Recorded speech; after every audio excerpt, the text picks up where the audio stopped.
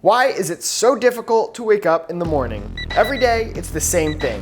We wake up, punt the alarm across the room, and get the best 6.5 minutes of sleep before the snooze goes off again. But have we ever thought to question, have we been waking up wrong our entire lives? Is there an easier way? And was the beloved Michael Scott onto something, trying to wake up to the smell of crackling bacon? Before we can look at any of these questions, first we have to understand sleep cycles. When we sleep, our brain continuously goes through cycles that last about 90 minutes each. Within these cycles are 4 main stages. The first stage is where we start to doze off. Here, we can easily be disturbed by sounds or sometimes even our thoughts. It's often overlooked because whether or not we fall asleep, our brains will move on, leaving us rolling around in our beds, desperately trying to fall asleep. After about 10 minutes, our brains move into the second stage where our bodies get more relaxed, but we can still be woken up easily in this stage. The third stage is also referred to as deep sleep. Here, our bodies prepare to enter REM sleep at the bottom of the cycle, and in these 2 deepest stages, our bodies break down and repair themselves for the next day. So, the deeper you are in the cycle, the harder it is to wake up from. And if our alarm does happen to go off while we're in deep sleep, it can leave us feeling exhausted for up to 4 hours. Another way to think of sleep cycles is like a bus or a train or even the Hogwarts Express. Our brains give us a small opportunity of time to try and fall asleep. But if we miss this window by even a couple of minutes, we might be waiting for the next bus. If we do get lucky enough to catch a ride and fall asleep, our brain gives us plenty of opportunities to get off the sleep train during our lightest sleep. You can think of waking up while in deep sleep like being thrown from a moving vehicle. The same physical pain from the crash relates directly to our mental health and feeling exhausted in the mornings.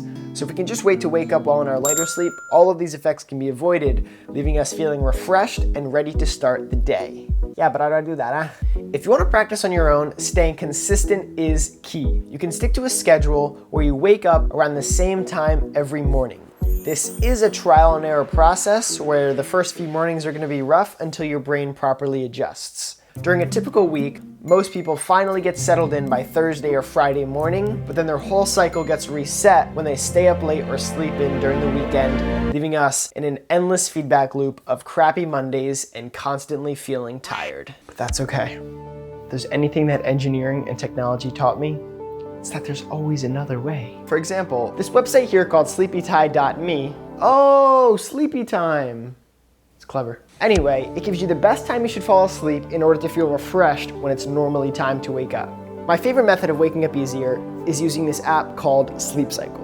It works exactly like Sleepy Time, except it uses your microphone to track when you're in your light sleep, and it'll wake you up at the perfect time by sensing when you're rolling around in the morning. I've also heard of people waking up using other sentences that are pretty practical, and some that are just completely absurd. Believe it or not, our bodies are designed to wake up at the presence of light and get tired when it's dark. So a great way to feel refreshed in the morning is to open up those blinds and let the sun shine in. If that isn't an option for you, or you need to wake up before the sun's even out, you can use these clocks that gradually get brighter as it gets closer to wake up time. Other than sight, I've heard people actually like to wake up to certain smells. I even watched a documentary involving the tragic aftermath of a burn victim who cooked his foot while attempting to wake up to the smell of crackling bacon. And now today, I bring you a safe way to wake up to the smell of bacon.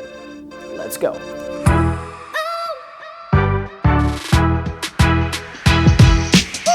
kidding. It's right here. In case you're wondering, here's how it happened. I started building my own clock, but then one day I realized, wait, clocks already exist. Why am I doing this? Around the same time, I designed and printed a custom PCB board for the circuit and thought, I'm good at electronics. Shortly after, I started wiring a dimmable light, but then realized, I have no idea what I'm doing. So I just picked up this clock that does the same thing. While I waited for some parts to come in, I picked up this bacon extract and I'm like, this should smell exactly like bacon. Except when I smelled it, I was all, oh, that's disgusting. But it'll have to do. Next, I drew some lines. I turned those lines into shapes and those shapes into a design. Then I powered on my imaginary 3D printer and put everything together to get this, an exact backwards replica.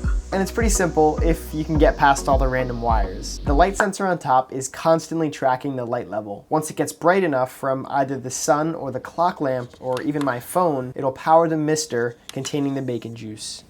As I pretend to sleep, the clock is gradually going to get brighter. Once it gets to a certain point, it should set off the system.